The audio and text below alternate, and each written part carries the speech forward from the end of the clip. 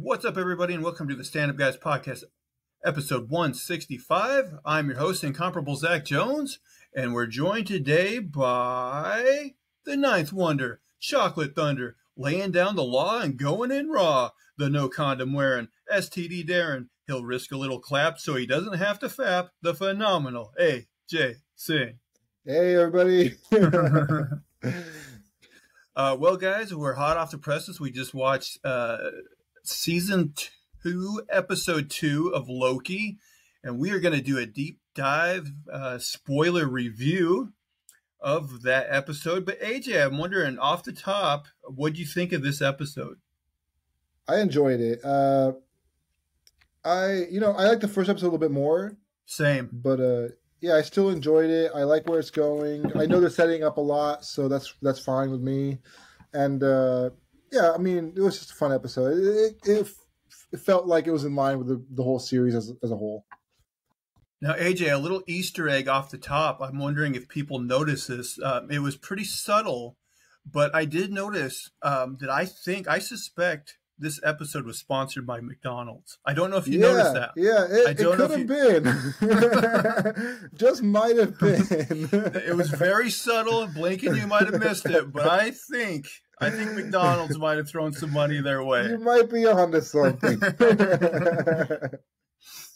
Yeah, I enjoyed this episode, but same as you, not as much as episode 1. Yeah, still engrossed in it. I'm still enjoying it. I think really that was my biggest complaint, is just how blatant that McDonald's ad was. Yeah. But I guess you got to pay for these things somehow. Little Mac and me-ish in that sense. Hey, before we get going here, a little Marvel-related news. Did you see that story of how, apparently they, scrapped their production of Daredevil and they're, restarting? Yeah, it sounds like they were pretty... I don't know how far into it, but it seemed like they had done some substantial work in there. They fired all the writers. They didn't really have, a real showrunner, I guess. So now they hired, I think 2 people to help, structure the show and from beginning to end write the Bible for it and everything. And man, it's wild. That's going to cost them a lot of money, but I'm glad they're doing it, to be honest. Yeah, it's one of those things where I don't like anyone to lose their jobs, but I think Daredevil is probably my favorite Marvel character. And I wasn't offended, but I didn't love the way he was portrayed in the She-Hulk episode he was in. And so, I do actually like to hear that they're putting more thought into it and more time into it. Because of all the shows I want them to get right, man, Daredevil is top of the list for me.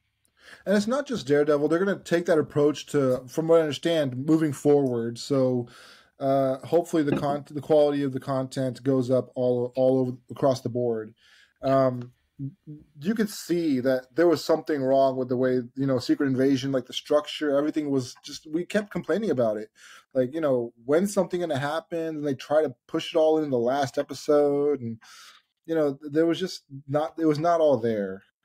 Yeah, it's been a pattern that we've pointed out on this show over and over between Hawkeye, Miss Marvel, and She-Hulk and Secret Invasion, that, the writing just wasn't there, and the pacing was terrible. Right. Yes.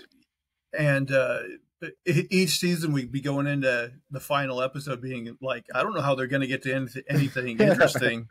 And they unfortunately didn't, and most of those shows just, were not good. So, it's never, you never want to see people lose their jobs, and you hate to hear people put so much work into something that's being canned like this. But at the same time, I'm glad they are taking the time to reevaluate, because you definitely see there's a problem. Yeah. And a systemic problem that they need to deal with. So I'm glad that they are. And now's the time to do it, because, it's kind of shaky. They've had a good track record, and then recently they really started to fumble it.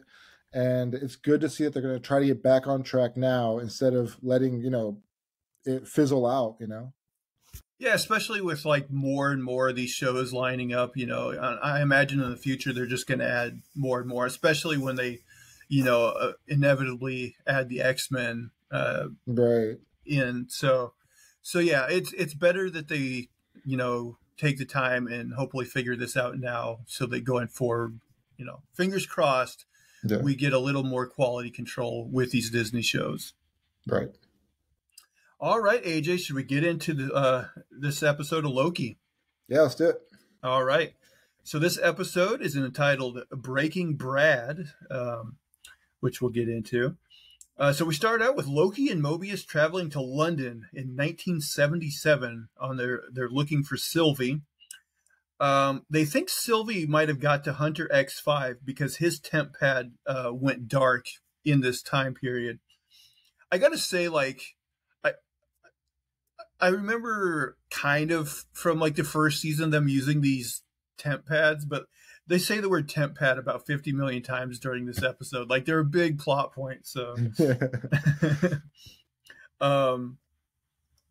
so they find X5. He appears at this like swanky party where they find out he's been in this timeline, this actor named Brad Wolf.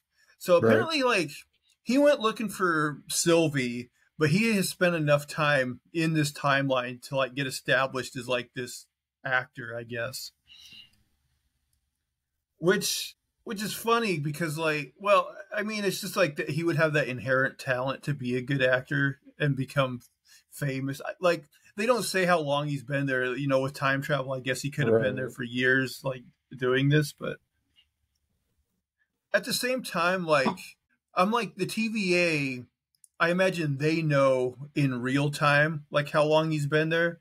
So, like, how long do they let their agents go out in the field and come back with no reports, like, or like, nothing of value, and be like, we'll let them stay there longer, I mean, I just don't know how their system works.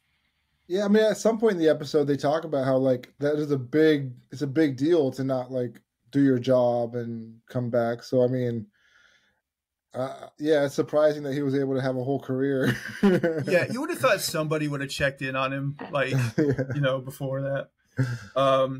So anyway, Mobius and Loki confront X5. And, like, he pretends he's going to go get him a drink. And, of course, he just runs away. This confused me at first because I didn't recognize. I wrote X5 is attacked by a large black woman who steals his temp pad.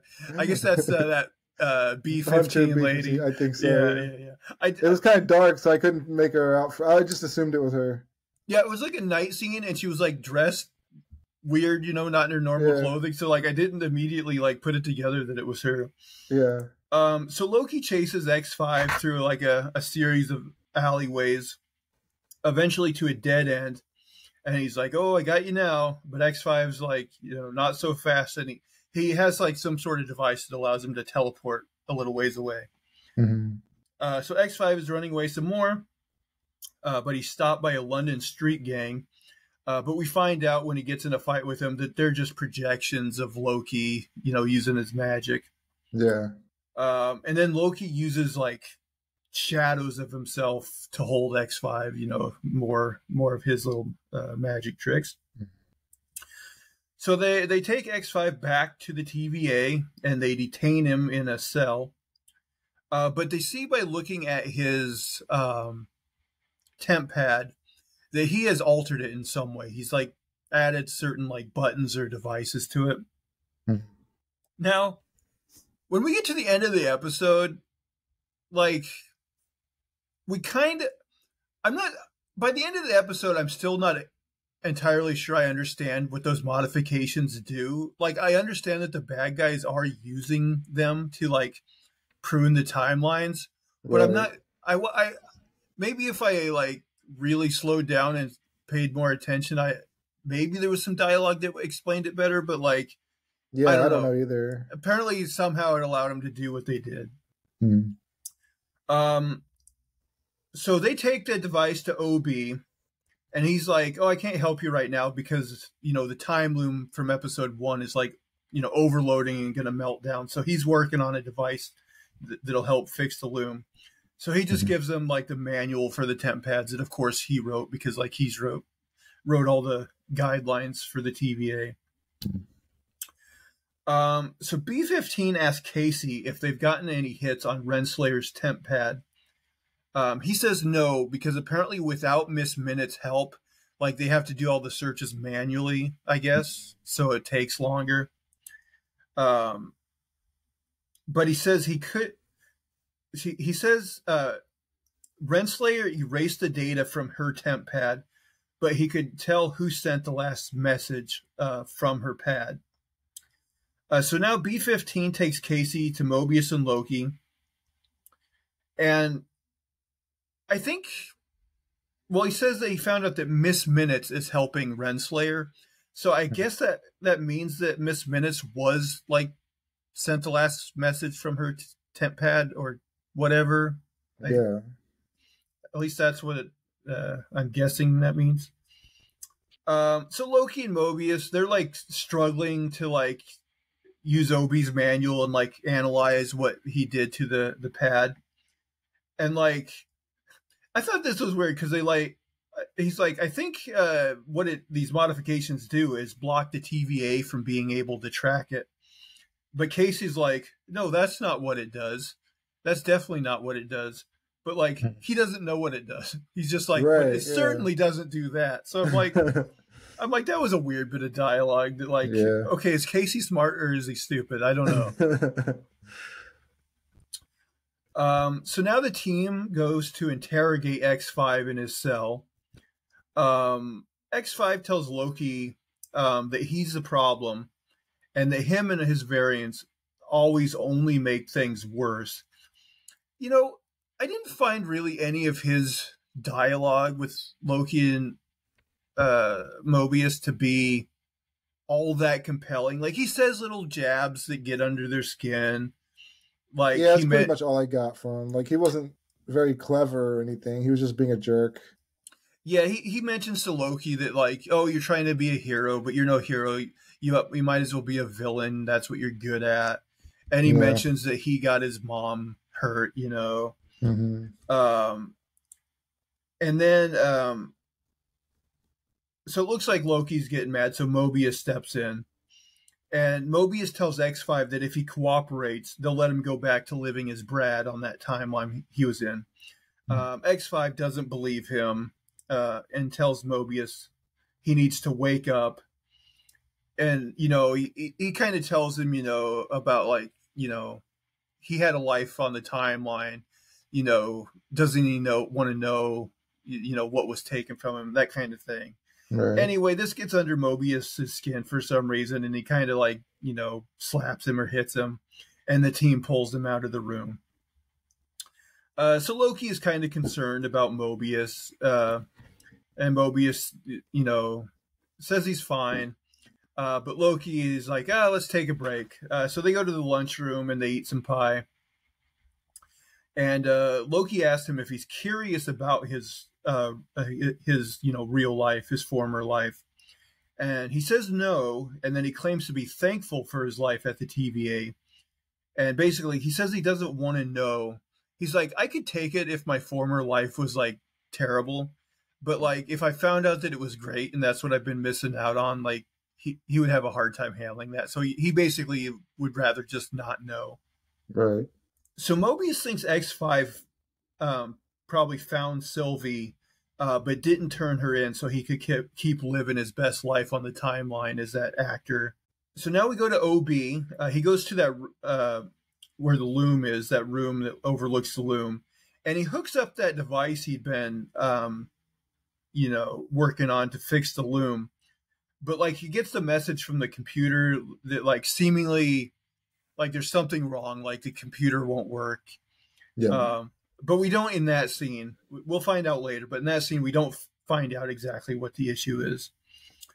So Loki and Mobius, they cart this like weird device into X5's cell. And Loki pretends to be missing the thing that controls this device. So that he can lock Mobius out of the cell when Mobius goes to presumably get this device. But then Loki's like, oh, no, I do have the device here. So we got this whole thing where, like, we find out he's pretending, but, like, Mobius is, like, pretending that Loki went rogue and is, like, going to do something harmful. And so he's pounding on the door. He's going villain mode. So Loki turns on this machine. And I'm like, what is this machine exactly? All we find out is that it can produce cubes. Like, so it produces this cube that it puts Brad into. And then, Loki, like, starts, like, shrinking the cube, like he's going to crush Brad, I mean, if you're claustrophobic, I would definitely be freaking out if I was in there, but it was an interesting form of torture. It would get me talking too. Like, but my thing is just like, why would they have this elaborate device that makes cubes? And, like, can that device do other things? Can it materialize like anything you want? Like, what is this exactly? I just thought that was a very random and weird thing. Yeah. So X5, he does break, and he finally reveals that he did find Sylvie. And then Mobius reveals that he was in on this whole thing. It was part of Loki and his plan. And they take X5 with them so he can show them where Sylvie is. So now we get a scene where Casey and B-15 go see OB at the loom. He says they are all going to die because he can't get the blast doors to open. And he says that only he who remains can open the door. Apparently it's got to, like, scan his temporal aura or some made-up garbage like that. Yeah. And, of course, he's dead. Mm-hmm. Obi says their only hope is to convince Miss Minutes to help them. And I think Casey mentions, like, how are we going to get a rogue AI to help us with this? Which really, like... I don't know, like, we haven't seen Miss Minutes yet this season. Like, I kind of feel like they are going to get Miss Minutes on their side somehow. I don't know. I mean, I feel like Miss Minutes is going to be working with Renslayer, maybe. I mean, that's what they've set up. Yeah. And it depends on Renslayer's motivations too, then, I guess, So now Loki, Morbius, and X5 go to the McDonald's that was seen in the post-credits of last episode. So this is 1982, Broxton, Oklahoma. X5 is all nervous and he wants to leave really bad. Seemingly, it seems like he's nervous about Sylvie, like maybe Sylvie will kill him. But we'll find out in a minute why he's really, like, so nervous. So Sylvie, for some reason, got a job working at McDonald's. And a part of me is like, would she, I kind of forget her introduction of, like, what her original timeline was like, that she's from. But to me, it would seem like this idea of working at a McDonald's would be so foreign to her that she wouldn't have even gone that route. But I don't know, maybe. Well, in her timeline, she was just a little kid when she first got, like, in trouble. She was like a little Loki. She lived in royalty. She was playing with her toys. And then from there on, she was always on the run. So, I mean, maybe just a little consistency is what she, needs. And this is kind of what that provides. I guess so. Part of me thinks she would have been so terrible at it that they would have fired her, but... Right, that's true. Or she would have killed somebody at some point. Right. Come on, fast food. Or at least got caught, like, using her magic or something, Yeah. Or maybe her magic is what got her through it. I don't know. That was true, yeah. So they go. Loki and her go outside. Loki tells her about him seeing the future version of herself from the end of episode 1. And they kind of get in an argument, and he's like, she's like saying that she won't go back to the TVA and she hates the TVA. But, like, Loki's like, after what you did, the TVA is all that can, stop what's coming, basically. Um, and then, okay, we get a scene between Owen Wilson and X5. And I wrote here, we get some blatant McDonald's product placement because this is where, like, I thought this was going to be bad, but I just got like, all I got was a tasty meal or something like that. And then we even acid reflux. Yeah, and X5's even like, we can get this to go. That's a service they even provide. But X5, he keeps acting really nervous, causing Mobius to suspect that he's setting them up for something. So Mobius takes X5 outside to Sylvie and Loki, and he's like, okay, like, tell us what's going on.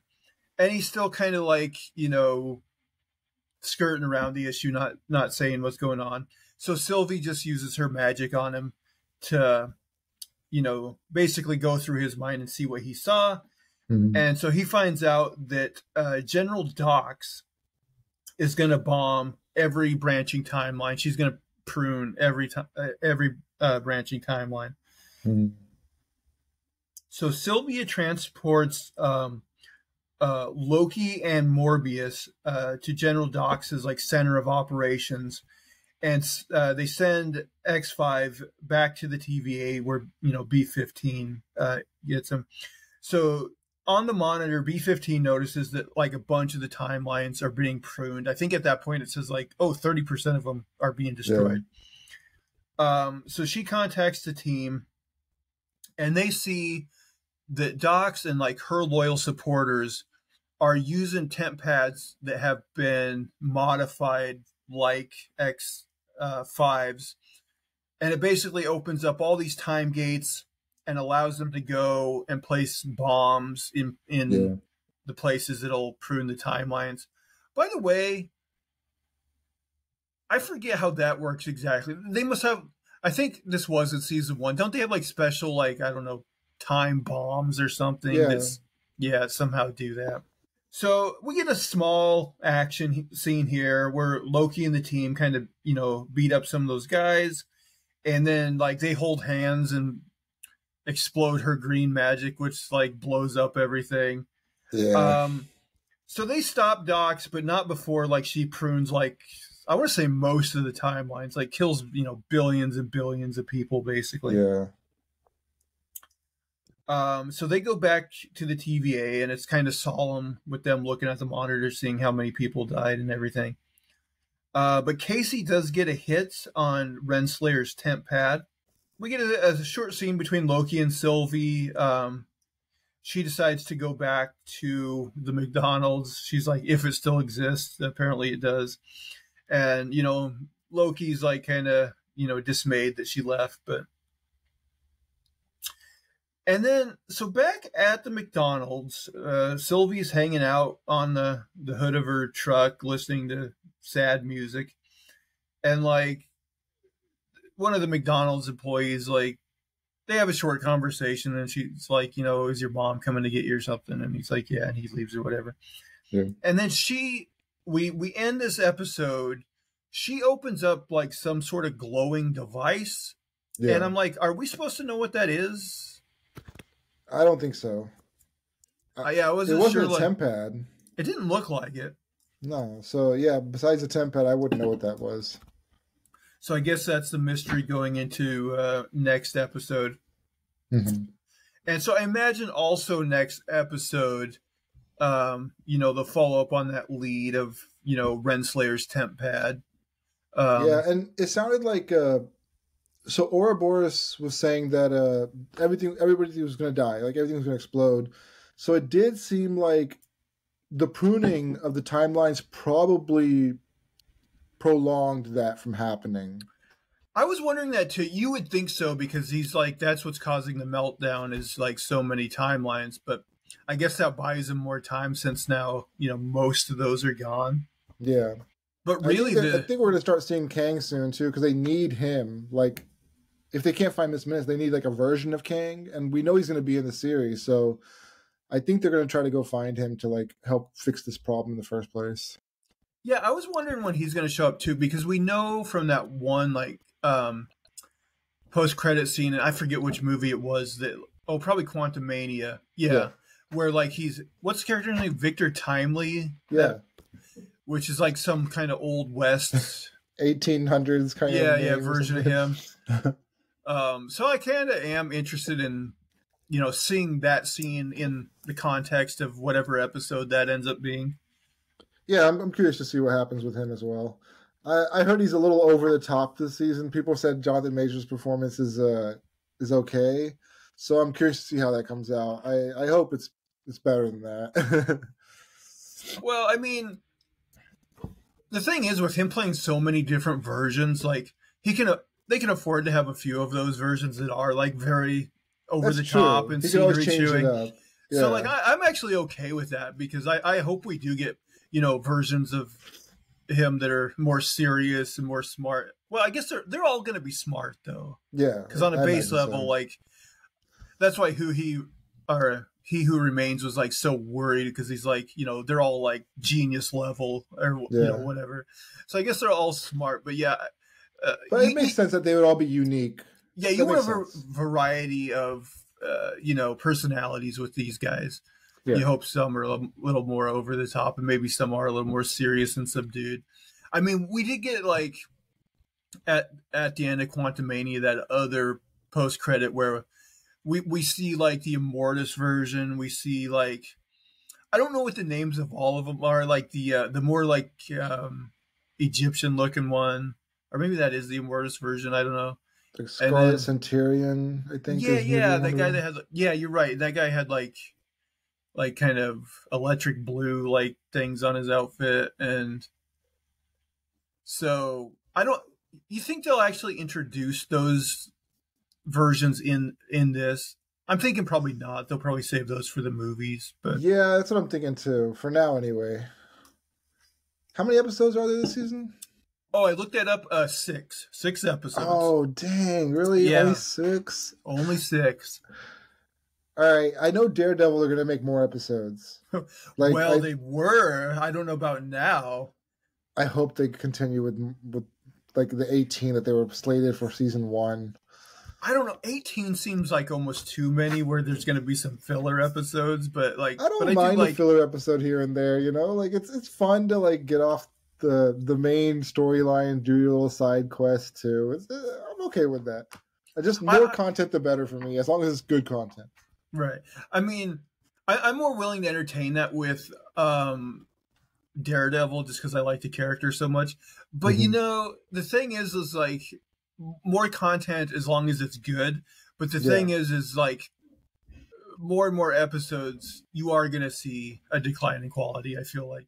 I mean, right. I've watched so many of those like CW superhero shows, and I do a lot of them. But there you see, like, they do have, like, some of them 20, 22 episodes a season.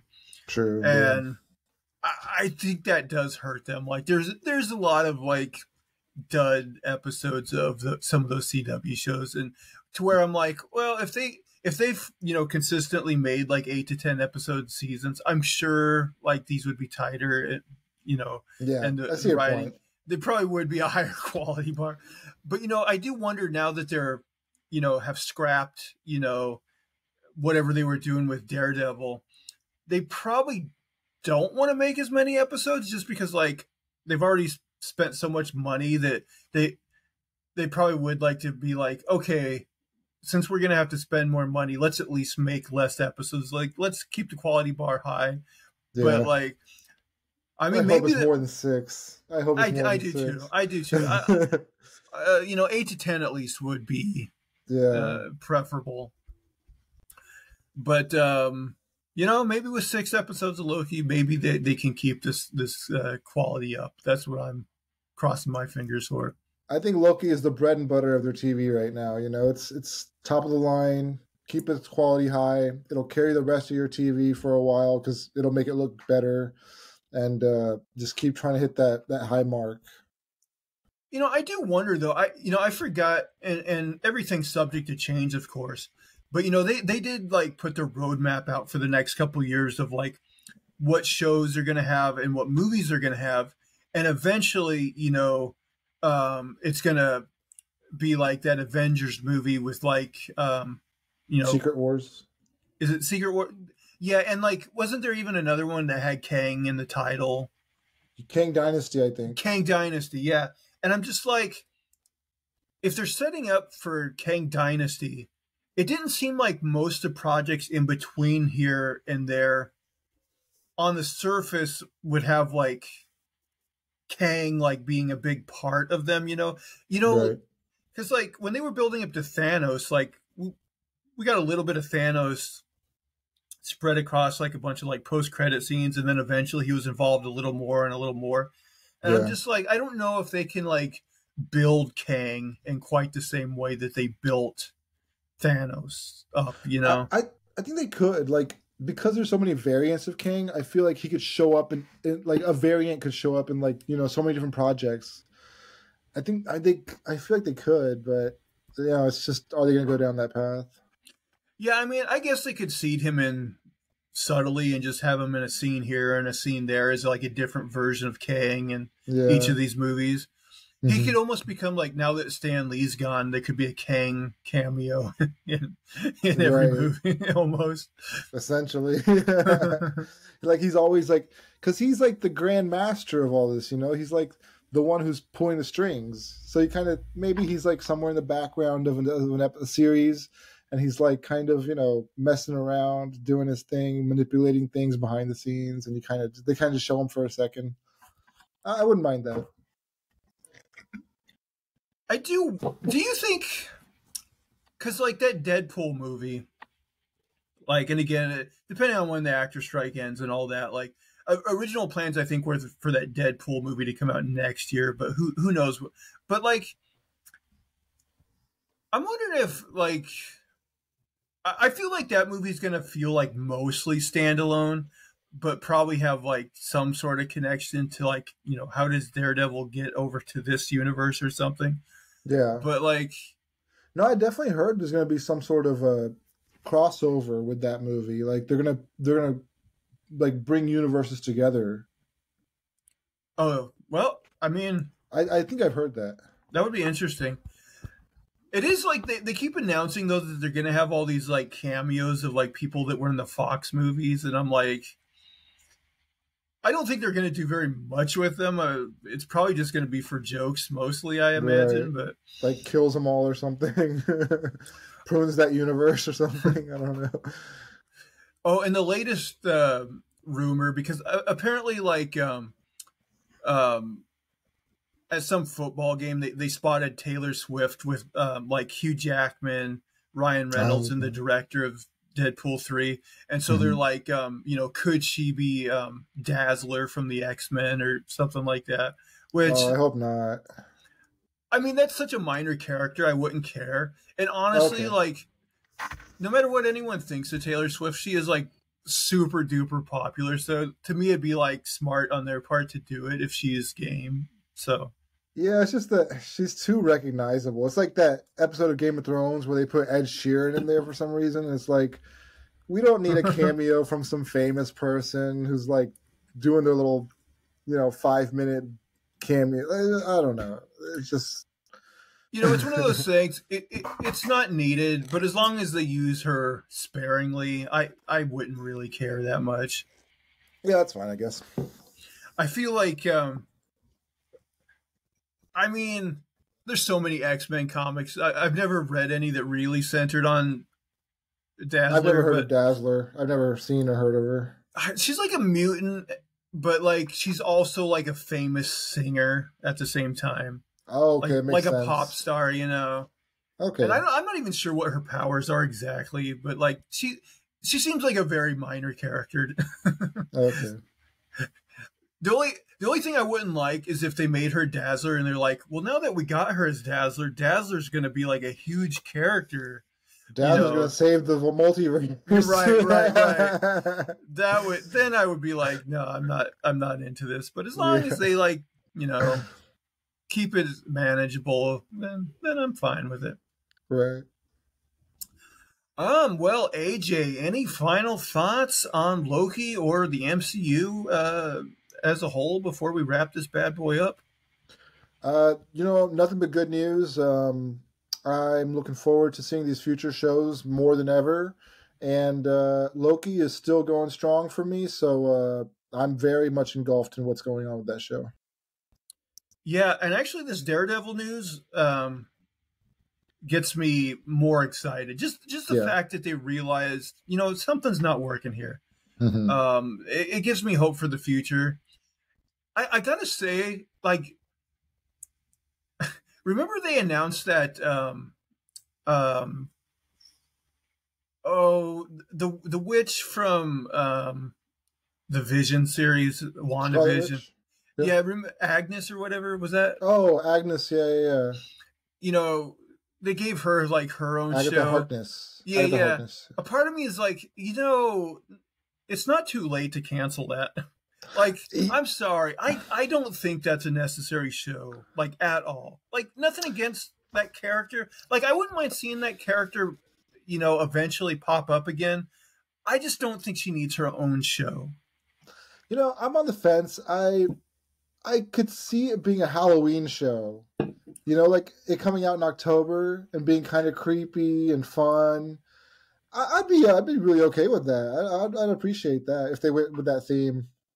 If it was just like a one-shot Halloween thing like they did with that Werewolf by Night, that I could get behind. Yeah. But I don't need like a full series dedicated to her. Right. I don't know. It doesn't seem that compelling to me. But then again, neither does that Hawkeye spinoff with that Echo. Yeah, that's the one I'm least into. I mean, Hawkeye itself was not something I was excited about, and that was a spinoff of a character from Hawkeye. I just right. That's rough.